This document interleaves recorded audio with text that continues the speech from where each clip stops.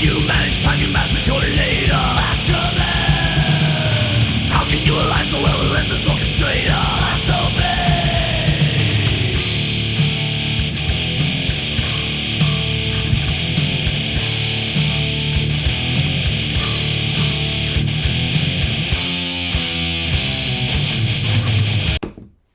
Slash commands.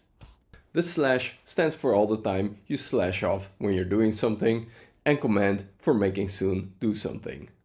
They're so great, there's even a dedicated key on your keyboard just for this. Let's take a closer look at where and how we can use these slash commands.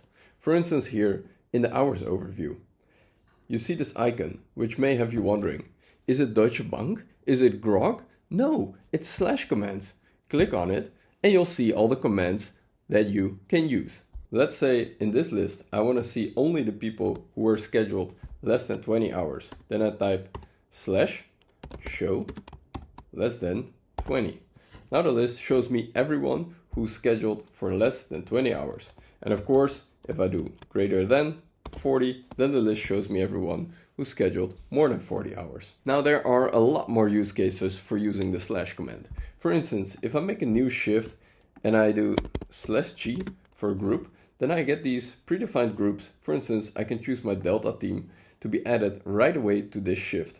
Or for instance, if I go to the workload view and I do /G alpha to see what the alpha team is up to, then that's how it works. Now I hear you thinking, but how do we create these groups?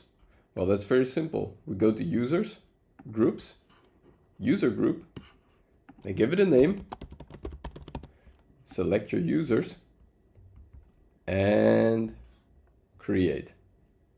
That's how you create these groups that you can then use with the slash commands. Oh, that makes sense. And another place where the slash commands are super helpful are the day, week, and month view, where here in the search bar you can see the slash commands and I can use everything we just discussed. Alright, and that's how you use slash commands. Now chop chop and start slashing. Schedule in hand.